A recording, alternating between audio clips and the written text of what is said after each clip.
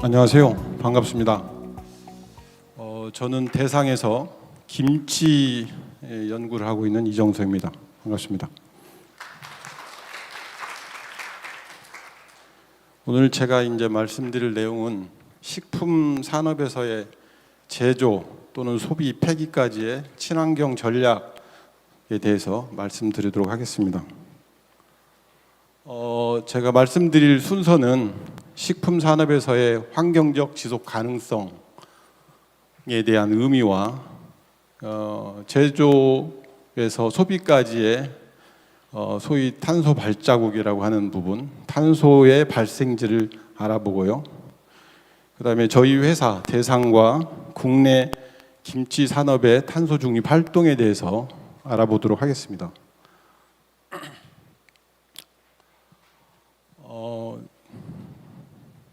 인간이 이제 지구에서 지속 가능하게 살아가기 위해서는 세 가지의 지속 가능성이 있어야 됩니다. 첫 번째는 경제적인 지속 가능성이 있어야 됩니다. 우리가 이제 당장 전기가 끊어지거나 수돗물이 끊어지고 이게 장기화되면 살아갈 수 없습니다. 이런 것처럼 적어도 전기나 수도와 같은 자원이 계속적으로 공급이 돼야 되는 부분이 있는데 그런 경제적인 지속 가능성이 있어야 우리가 지구에서 살아갈 수 있고요. 또 두 번째는 사회적인 지속 가능성입니다. 인권이 존중돼야 되고 또 적어도 얼어 죽거나 굶어 죽는 어떤 세상이 되면 안 되잖아요. 그래서 그런 것들이 되지 않도록 하기 위한 사회적 지속 가능성이 필요한 부분이고요. 세 번째는 산업적, 환경적 지속 가능성입니다. 현재의 지구가 가지고 있는 온도의 상승이 계속된다면 인간은 지구에서 살아갈 수 없을 겁니다. 그래서 현재의 지구의 기온이 그대로 유지돼야만 환경적 지속 가능성을 가질 수 있습니다. 그래서 오늘은 그 식품 산업적 입장에서의 환경적 지속 가능성에 대해서 말씀드리고자 합니다.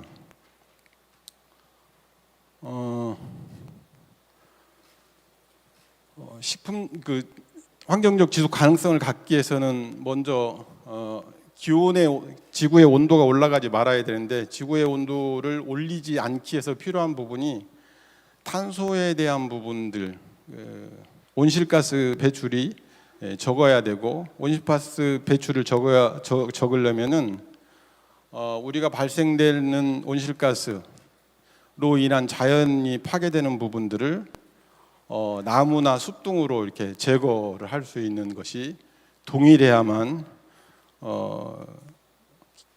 지구의 온도가 올라가지 않는데 지금 현대인들의 생활 습관은 그렇지 않은 것 같습니다.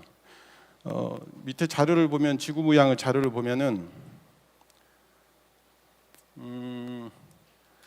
산해병력 이전에는 지구의 온도가 이렇게 그대로 유지를 했었는데 산해병력 이후에 1도 이상 상승을 했습니다. 그래서 최근에 여름 날씨에 폭염이 온다든지 열대야 그리고 연간 강수량이 늘어나서 상당히 기후 변화에 대한 것들을 체감을 하는 그런 상황이거든요. 그래서 이러한 우리 인간들의 생활 습관이 변하지 않는다면 2100년도에 가면은 기온이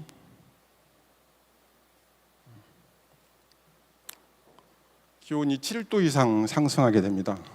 그래서 온난일이 지금보다 4배, 강수량이 30%까지 증가돼서 어쩌면 인간이 이 지구에서 살아남지 못할 수도 있지 않을까라고 하는 지구학자 또 환경학자들의 이야기입니다.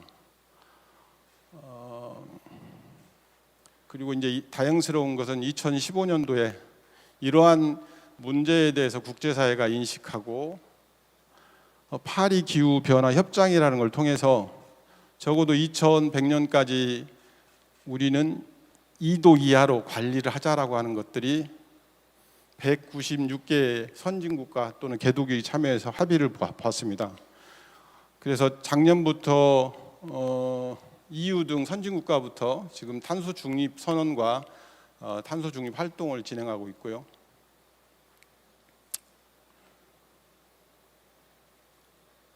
우리나라도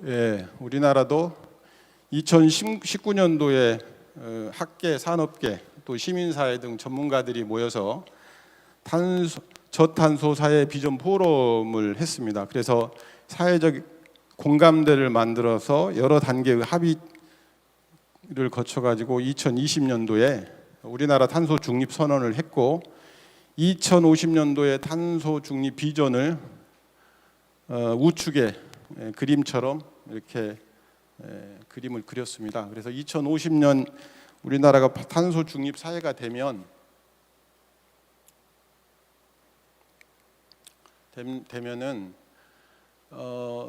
태양열 같은 재생에너지 비율이 한 60에서 70%까지로 이렇게 변하게 되고요. 그다음에 전기차나 수소차 보급률이 97%까지 확대되는 상황입니다. 그리고 농축수산 부분에 있어서는 인공 비료 또는 인공 사료를 사용해서 이제 농사를 짓거나 아니면 가축을 키우는 부분들을 친환경 사료를 먹인 친환경 사양으로 전환될 겁니다. 산업 부분에 있어서는 그 탄소 저발생 에너지, 효율이 좋은 에너지로 전환되고, 그다음에 새로운 건물을 질 때는 자체적으로 태양광이나 이런 어떤 자체 열로 그 전기, 그 전력을 소모할 수 있도록 그런 제도가 만들어질 겁니다. 그리고 식품에서는 그 폐기물 부분은 25% 정도 감축이 되고, 그다음에 재활용 포장재, 우리가 일상 식품이나 이런 걸 유통하면서 포장재에 대한 부분이 많이 이슈가 되는데 그런 것들이 다 재활용할 수 있도록 이렇게 바뀔 겁니다.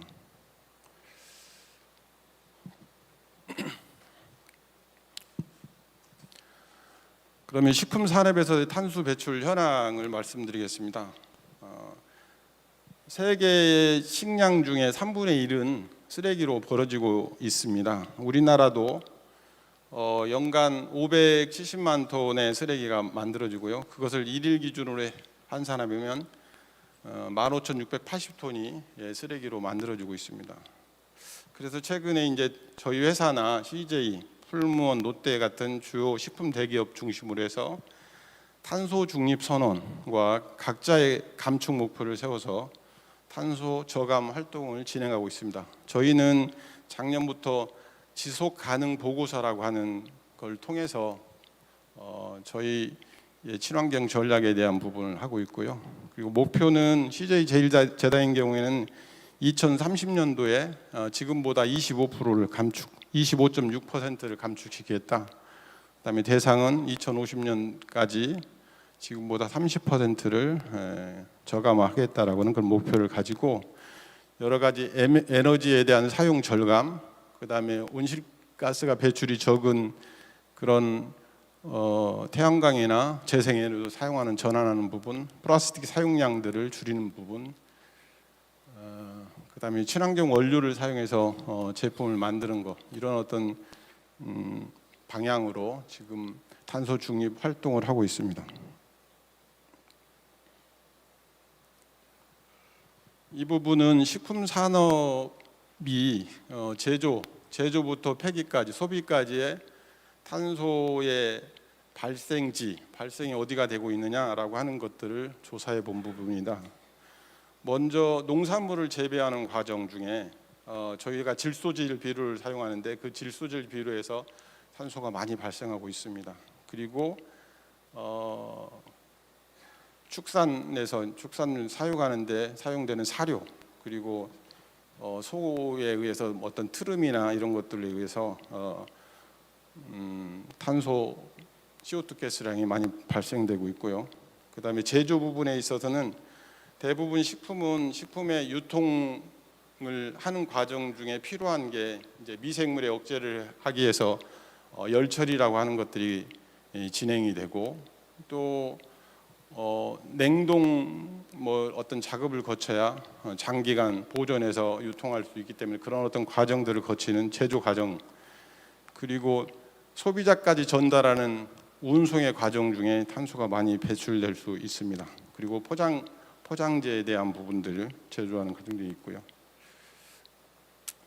그래서 식품에서는 그 감축에 대한 부분들을 2050년까지 작물 재배에서는 질소질 비율을 유기질 퇴비로 전환하는 것을 25%, 그다음에 축산 부분에 있어서 저탄소 사양, 인공 사육을 풀어서 하는 방사라든지 동물 복지 이런 걸 통해서 32%까지 저감하겠다는 목표를 가지고 있고, 제조에서는 에너지 사용량을 감축하는데 고효율 그 에너지 설비를 활용한다든지 잉여 에너지를 활용해서 전환한다든지, 그다음에 신재생 에너지, 태양광이나 풍력 발전소 이런 것들을 이용해서 화석 연료를 사용하는 것을 친환경 에너지로 전환한다.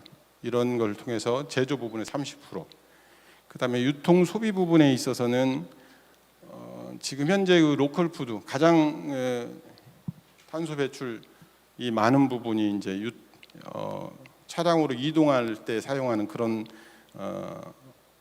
에너지들을 예를 들어 멀리 가는 것이 아니라 로컬 푸드로 해서 가는 것들을 늘려서 탄소를 이렇게 줄이겠다라고 하는 전략을 가지고 있습니다.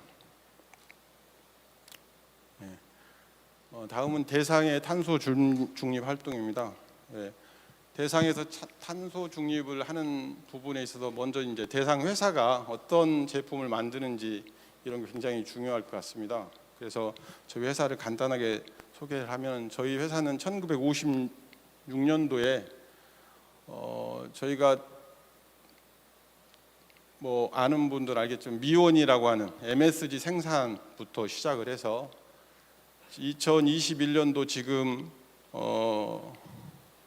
매출 3조 5천억, 그리고 영업이익 1,500억, 그다음에 임직원 수는 5,300명 정도 지금 현재 있는 회사입니다. 알려진 브랜드 보면은 청정원, 종갓집 김치 브랜드의 종갓집 미원, 그다음에 안주야, 그다음에 순창 고추장 등 이런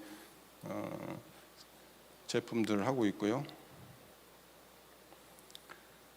국내 그래서 주로 이제 대상의 그 사업 비즈니스에 대한 부분은 제조업을 가지고 있으면서 유통을 하는 회사입니다. 대상의 주요 상품들을 보면은 대체적으로 열 처리를 해서 만드는 제품입니다. 이 물엿 같은 경우에는 60에서 70도까지 효소 분해를 해서 만드는 전분을 효소 분해를 통해서 해서 만들어지는 거고, 순창 고추장이나 이런 부분도 마찬가지로 그 상온에서 유통하기 위해서는 열 처리가 필요한 제품들입니다.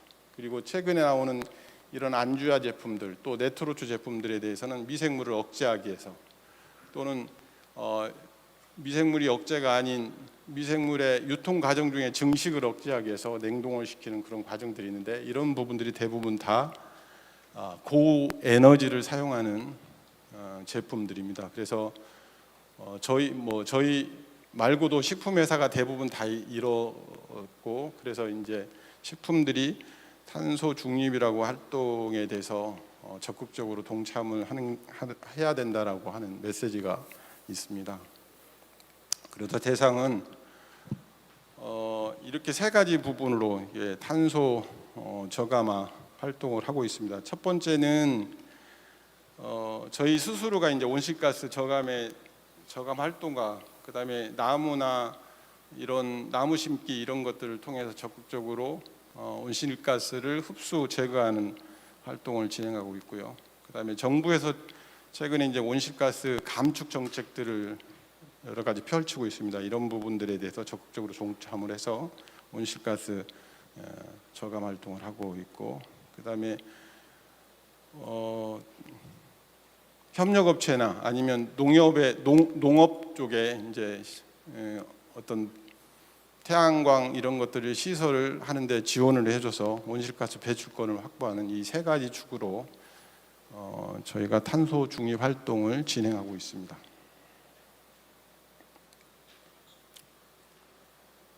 저희가 이제 탄소 중립 활동에 대한 큰 꼭지는 말씀드린 것처럼 에너지 사용에 대한 효율화 부분하고, 그다음에 친환경 패키지를 사용을 해서 플라스틱 사용량을 줄이고, 그다음에 저탄소 발생 원료 사용 확대.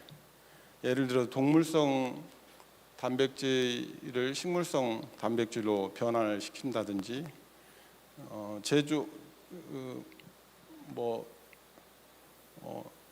축산물을 사육할 때 인공적인 사료가 아니라 방사라든지 이런 걸 통해서 동물 복지까지 생각해서 탄소 중립을 하고 있습니다. 그래서 2021년도의 퍼포먼스를 보면은 저희가 1년 동안 2000년 대비해서 한 6.4% 정도, 탄소량으로서는 매출 억원당 1.25톤 정도의 탄소를 줄인 감축을 활동을 했고요. 그 다음에 탄소 중립의 2050년도 중립 목표를 보면은 지금 저희가 이제 52만 5천 톤의 탄소를 발생하는데 2050년이면 36만 8천 톤, 지금보다 약 30% 정도의 탄소 저감을 목표로 하고 지금 현재 진행 중에 있습니다. 온실가스 배출량에 대한 목표이고요. 에너지 사용량에 대한 부분을 매년 이런 식으로 해서 체크해 가면서 저감화 활동을 지금 현재 진행 중에 있습니다.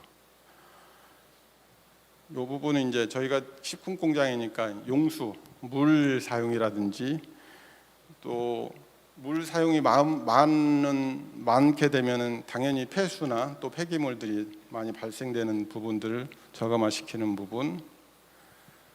그다음에 제품에서 이제 플라스틱 사용량을 용기의 그 두께나 이런 것들 무게를 줄여서 플라스틱 사용을 경량화시킨다든지, 그다음에 그 계란이나 이런 파나할 때 중간중간에 들어가는 플라스틱에 대한 부분을 제거한다든지, 선물 세트에 과거에는 이제 종이가 아닌 플라스틱 부직포 백으로 쓰는 것을 종이팩으로 바꾼다든지, 그다음에 뭐 캡 부분에 있어서 수축 필름을 누땡이라고 하는 걸 씌웠는데 그런 것들을 제거한다든지, 뭐 이런 어떤 부분하고, 또 재활용이 쉽게 할 수 있도록 무라벨, 뭐 간장 제품이나 또 라벨을 꼭 붙여야 되는 제품들은 에코텍 라벨이 포장지에서 잘 띄어질 수 있도록 표시에 대한 부분들을 에코텍이라고 하는 그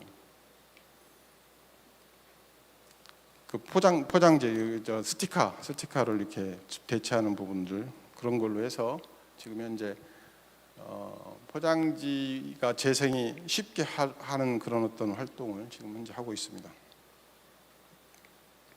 동물 복지에 관련된 부분이고요. 그리고 대상은 2006년부터 지금까지 계속적으로 식목일날 그 주변에 나무를 나누어서 나무 심기, 탄소를 제거하거나 탄소를 흡수하는 그런 어떤 활동에 동참을 하고 있습니다. 이 부분은 농촌에 저희가 이제 태양광을 설치를 해서 태양광에서 발생하는 에너지 배출권을 에너지를 사고 그것들에 대해서 탄소 배출권을로 이제 교체하는 그런 어떤 활동을 하고 있고요.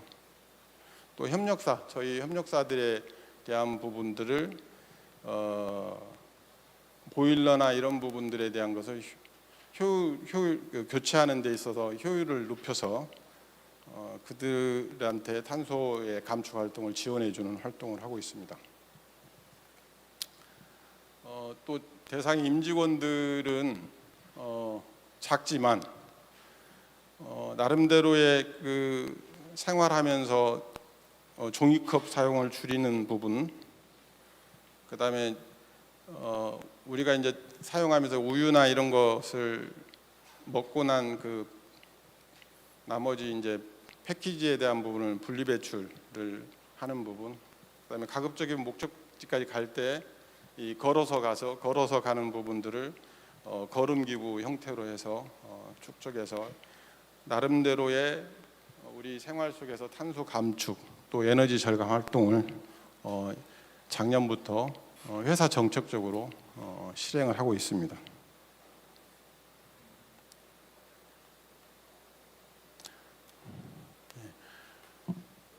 다음은 이제 국내의 김치 산업에서의 탄소 중립 활동에 대해서 말씀드리겠습니다. 김치를 선택한 이유는 김치가 탄소 배출이 많다기보다는 전체 한 끼 식사의 탄소 배출량이 한 4,000g 정도 되는데 김치가 차지하는 건 한 90g 정도밖에 안 됩니다. 근데 김치를 만드는 배추, 재료인 배추가 온도에 굉장히 민감한 식물입니다. 그래서 최적 온도는 17도에서 20도, 17도에서 20도에서 날씨가 뭐 14도로 떨어져서 5일 정도 떨어지면 이 사진처럼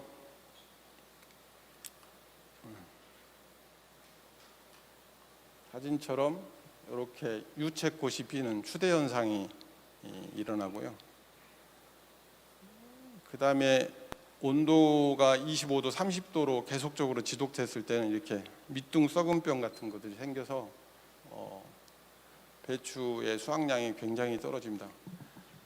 금년도 여름에 굉장히 배추가 없어가지고 김치 조달을 제대로 못한 부분들은 배추가 이 기후에 굉장히 민감한 식물이다, 이런 것 때문에 다른 작물 대비해서 기후 변화에 굉장히 큰 영향을 받는다라고 말씀을 드리는 거고요. 그다음에 배추, 그래서 이제 배추를 기르는 데 있어서는 동절기 때는 따뜻한 해남부터 해서 봄에 이제 전라도, 충청도로 올라왔다가 한여름이 되면은 고냉지, 안반대기, 대관령, 안반대기, 태백산 이쪽으로 올라갔다가 다시 거꾸로 이렇게 내려오는 구조로 지금 현재 배추가 재배되고 있습니다. 그만큼 배추가 이제 기후에 굉장히 민감한 식품이기 때문에 제가 이제 김치 산업 부분의 탄소 중립 활동에 대한 부분들을 말씀을 드리는 거고, 또 제가 이제 김치 업무를 하고 있기 때문에 그쪽 부분에 대해서 좀 여러분들한테 김치 산업에서는 어떻게 탄소 중립 활동을 하고 있느냐, 이런 부분을 소개하고자 했습니다. 아까 말씀드린 것처럼 한 끼 식사 속에 탄소의 양이 4,000 정도 되는데 김치는 76 정도 되는 것 같습니다. 김치 제조 단계에서 이제 탄소가 어떻게 발생되느냐라고 하는 부분은 재배 과정 중, 그다음에 이제 봄, 여름, 가을, 겨울에 배추의 생산량이 가을 배추가 한 56%, 그다음에 봄 배추가 한 27%, 그다음에 겨울 배추가 한 12%, 여름 배추가 8%인데 그 8%를 가지고 여름의 소비량을 다 채울 수 없습니다. 그래서 이제 비축이라고 하는 걸 하는데 그 비축하는 과정 중에 탄소가 많이 발생될 수 있고요. 그다음에 김치는 반드시 이제 절여서 소금에 절여야 되는데 소금에 절이는 과정, 소금을 천일염도 쓰는 경우도 있지만 이제 정제염 같은 걸 사용한다면 정제염을 만드는 과정 중에 사실은 탄소가 많이 발생할 수 있고, 또 세척할 때 세척수, 그다음에 포장, 뭐 이런 부분들이 김치 제조에서의 탄소가 발생되는 지점이다라고 설명드릴 수 있겠습니다.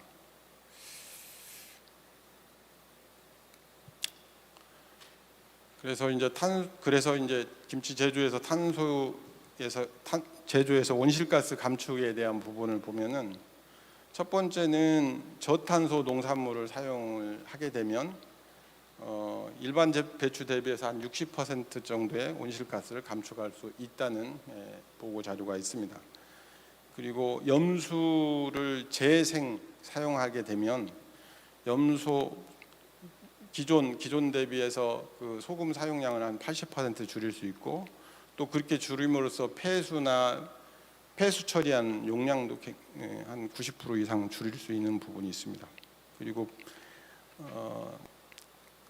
밭에서 이제 배추가 자라서 김치까지 담궈지는데 사용되는 배추량은 한 40%, 나머지는 밭에서 한 15에서 20% 벌어지고, 그다음에 김치 공장에 와서 한 10% 이상 또 15% 이상 버려지고, 뭐 제조하는 과정 중에 이제 부산물들이 많이 발생하는데 그렇게 다 따지면 한 40% 정도만 김치에 이용되고 나머지는 다 버려지는 부분이 있습니다. 그런 부분들을 어떻게 하면 활용을 할 수 있을까, 이런 어떤 고민들을 하고 있습니다.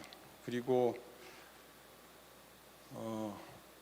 김치 포장지 자체가 김치 국물이 있고 그렇기 때문에 포장지에 대한 부분들이 굉장히 고민이 되는 부분이고, 친환경 포장지로 바꿔서 사용했을 때 이제 종이 재질들은 겉에 묻으면 김치 국물이 묻었을 때 상품적인 어떤 손상을 주기 때문에 상당히 어려운 부분이 있습니다. 이런 부분들에 대한 고민을 하고 있습니다. 그래서 첫 번째는 이쪽에 가운데 부분은 세계김치연구소가 최근에 이제 하고 있는 내용이고요. 세계김치연구소가 이제 염수 재생 시설을 개발한 건 아니고, 이 재생 시설이 되어 있는 내용들을 김치업체 쪽에 홍보를 해서 사용하게 되면 소금량을 줄일 수 있다라고 하는 그런 활동을 하고 있고, 또 최근에는 이제 김치 부산물들 또는 배추 부산물들을 이용해서 여러 가지 식품 또는 비식품으로 나눠서 이제 리사이클 또는 업사이클링 어떤 과제를 지금 현재 진행되고 있습니다. 저희 대상은 지금 현재 배추의 부산물들을 이용해서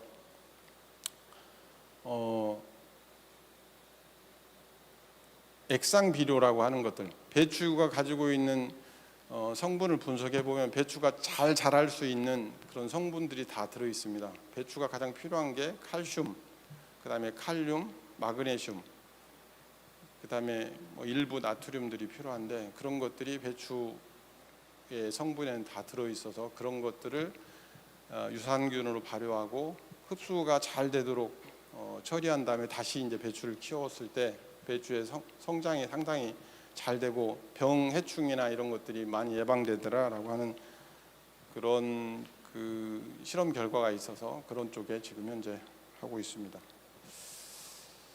그리고 이제 저희가 이제 계약 재배라고 하는 것들이 진행되는데, 저희가 입고 검사를 하게 되면 입고 검사에서 저희 품질에 부적합한 그 배추를 보고 밭까지 추적해서 밭에 대한 토양을 채취해서 검사를 해보면 그 검사된 그 토양에 대해 영양적인 밸런스가 퇴비를 사용하지 않는다, 밑거름을 주지 않고 퇴비를 사용하지 않고 화학 비료만 사용했다든지 이런 것들이 나오고, 또는 영양 밸런스가 깨져 있는 부분을 알 수 있습니다. 그래서 그런 부분들을 검사를 해서 농가 쪽에 정보를 제공하고, 여기는 무슨 퇴비를 더 넣어야 된다라고 하는 정보를 제공해서 하면서 지금 친환경 배추 재배 부분을 유도하고 있습니다.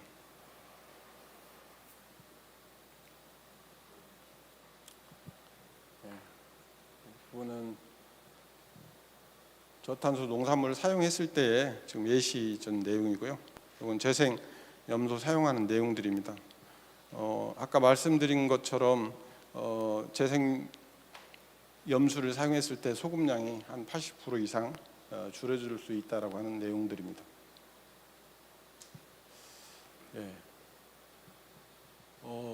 이 부분은 이제 배추 밭에서 이제 부산물이 발생하는 부분인데, 이게 이제 배추를 수확했던 밭의 지금 현재 상태입니다. 굉장히 많은 배추 부산물들이 밭에서부터 이렇게 버려지고 있고, 이 부산물들이 수확이 돼서 공장에 들어오면 공장 폐기물, 산업 폐기물이 돼서 또 폐기물 처리 비용이 있기 때문에 밭에서 이렇게 버려지고 있는 부분이고요. 그다음에 이제 유통 과정 중에 이렇게 많이 나오기도 하고, 그다음에 절이는 과정 중에 지금 현재 발생하고 있습니다. 아까 말씀드린 세계김치연구소가 배추 부산물, 김치 부산물을 이용해서 식품으로서는 청립을 이용해서, 배추는 이제 잘 끝에 있는 그 이파리를 우거지라고 얘기를 하고요. 그 우거지 그 안쪽으로 보면 청립이 한 8장에서 9장 정도 붙어 있습니다. 그 청립에 대한 부분들은 충분하게 식품으로 이용할 수 있는데 좀 과하게 자라면 이게 좀 뻣뻣한 부분이 있습니다. 그래서 이제 그런 것들이 이용되지 않은데, 그 중에서 연한 것들을 이용해서 김치를 만들어 낸다든지, 또 시래기, 요즘에 이제 배추국이나 이런 것들이 많이 건강하다라고 하는 그런 소구가 되니까 우거지를, 시래기를 이용해서 된장국이나 이런 것도 만들 수 있고요. 그리고 배추의 아까 딱딱한 부분들, 질긴 부분들을 이용해서 비건 가죽, 또는 그걸 이용해서 아까 이제 김치의 포장지에 대한 고민을 많이 하고 있는 부분인데, 이런 것들을 이용한 그 친환경 패키지로 이렇게 만들어내는 그런 연구가 지금 현재 진행되고 있습니다. 이게 이제 세계김치연구소가 지금 현재 개발을 해서, 이런 것들을 개발해서 이러한 그런 제품들, 포장지로 사용하고 자동차의 가죽 시트, 그다음에 이제 가죽 옷 뭐 이런 것들, 이게 배추 옷이 되겠습니다.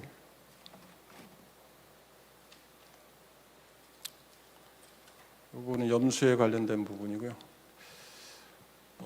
저희가 이제 그 예시적인 내용인데, 이제 토양 검사에서 지금 샘플 1, 샘플 2, 샘플 2가 있는데, 샘플 1은 영양 밸런스가 유기물이라고 하는 것들이 이제 퇴비 사용량이 적당해졌다는 얘기고요. 그 다음에 두 번째에 대한 부분은 유기물이 1.6밖에 안 되잖아요. 이것도 부적합이 났습니다. 그리고 다음 마지막에 있는 표에 드는 칼슘이 기준치 대비해서 굉장히 많이 부족한 부분이 있습니다. 그래서 이런 경우에는 토양 관리가 잘못돼서 당초 이제 배추가 잘 자랄 수 없는 환경인데, 그래서 배추를 키워서 한 2, 3개월 키워서 이제 납품을 하게 되면 그것들이 김치로, 적어도 포기 김치는 만들 수 없는 그런 어떤 상태가 됩니다. 그래서 이런 부분들을 분석을 미리 해서 그 농민들한테 이 밭은 화학 비료보다는 유기질 비료, 퇴비로 주로 사용되는 게 이제 닭 똥을 발효한 부분이랄지, 아니면 소 똥을 발효해서 하는 것들로 유도를 하고 있습니다. 저희가 1년 한 시즌에 그 농가가 한 400군데 되거든요. 400군데에 계속적으로 지금 현재 이런 활동을 해서 지금 전환을 하고 있고요. 염수액 이 부분은 저희가 이제 이 사진이 저희가 이제 일반 배추가 자라는 거고요. 아까 그 청립을 유산균 발효해서 흡수력을 좋게 해서 만든 게 이겁니다. 영양제를 사용했을 때 이 생장의 속도가 좀 빨라졌고, 그 다음에 이제 배추의 크기를 우리가 구중이라고 하는데, 구중이 한 20% 정도 좀 더 나가는 그런 결과가 있었습니다. 저희가 이제 전주하고 이 연천에 배추 재배를 해서 확인해 보니까 보통 이제 배추의 크기가 한 3kg 정도 되는데 저희가 영양제를 사용한 것은 3.7kg 정도, 3.7kg 정도, 한 20% 정도 이렇게 구중이 더 되고, 그다음에 포기가 이렇게 되는 속도가 한 일주일 정도 빨라서 배추에 재배하는 과정에 일주일이 빠르다는 굉장히 중요한 거거든요. 그래서 이제 그런 효과가 있더라. 그래서 청잎을 리사이클해서 다시 밭으로 이렇게 갈 수 있도록 하는 것을 연구를 하고 있습니다. 밑에 있는 사진은 저희가 이제 김치를 제조해서 포장하는 단계에서 김치가 이제 어쩔 수 없이 국물이 나오잖아요. 국물들이 버려지는 양이 굉장히 10%에서 한 20%까지 많이 나옵니다. 그런 부분들을 다 모아서 저희가 가지고 있는 숙성 기술을 활용해서 발효한 다음에 이렇게 분말화해서 이런 김치칩 이런 원료를 사용할 수 있도록 지금 현재 개발을 하고 있고요. 그다음에 이것뿐만 아니라 이제 백김치 같은 경우에도 이렇게 해서 만들어내면 최근에 이제 대체육이라고 하는 것들을 많이 하고 있는데 대체 우유, 대체 우유를 이용한 치즈, 이런 것들에 대한 건 못 하잖아요. 근데 유산균을 김치 발효를 해서 쓰면은 그런 것들도 만들어낼 수 있습니다. 그래서 오히려 이제 청립에 대한 활용도가, 부사물의 활용도가 관심을 갖고 연구를 하다 보니까 상당히 높아지더라라고 하는 부분이고요. 저쪽 왼쪽 사진에 대한 부분은 저희가 이제 여름에 나오는 그 김치말이 국수가 있습니다. 그 김치말이 국수는 여름에 한시적으로 나오는데 거기에 열무도 사용되고 있고 얼갈이가 사용되고 있는데, 얼갈이를 사용하면 풋내가 좀 나는 부분이 있는데 청잎을 발효해서 거기에다가 얼갈이 대체로 사용을 하니까 훨씬 더 품질도 안정적이고 그다음에 이제 관능도 좋아지는 그런 결과가 있어서 이렇게도 활용할 수 있겠다라고 하는 부분을 말씀드리고요.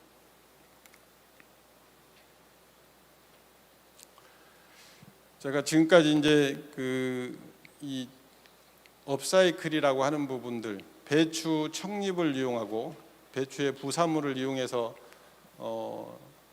해야 된다라고 하는 이유는 이 마지막 장에 있습니다. 첫 번째는 우리 농촌의 인력이 굉장히 부족합니다. 근데 배추는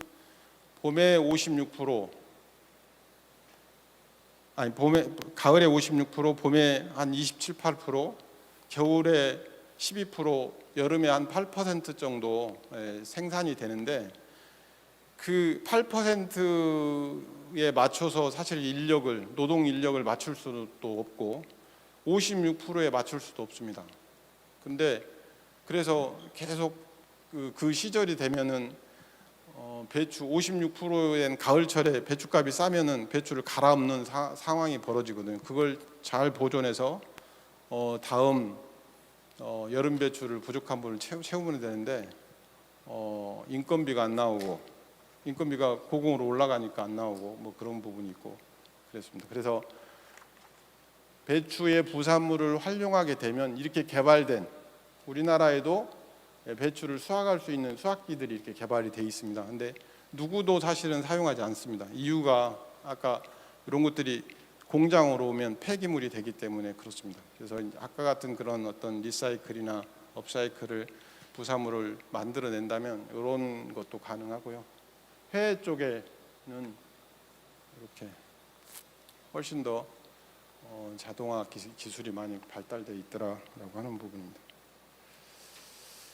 이 부분은 이제 제가 인터넷에서, 그러면 이제 우리가 우리 생활 속에서 탄소 배출을 적게 하는 부분에 대해서 한번 찾아봤습니다. 굉장히 많은 부분, 이제 제조 부분도 있겠지만 소비하는 부분들 중에 우리가 아까 얘기한 것처럼 일회용 컵 컵이나 이런 것들을 안 쓰고 텀블러 같은 것들에서 계속적으로 사용한다면 이런 부분들에 대한 탄소 배출에 대해서 우리가 일상생활에서 적극적으로 참여할 수 있지 않을까라고 하는 생각이 들어서 이게 환경부에서 이제 이 홍보되는 자료인데 같이 한번 공유해보고자 이 자료를 마지막으로 집어넣습니다. 예, 이상입니다.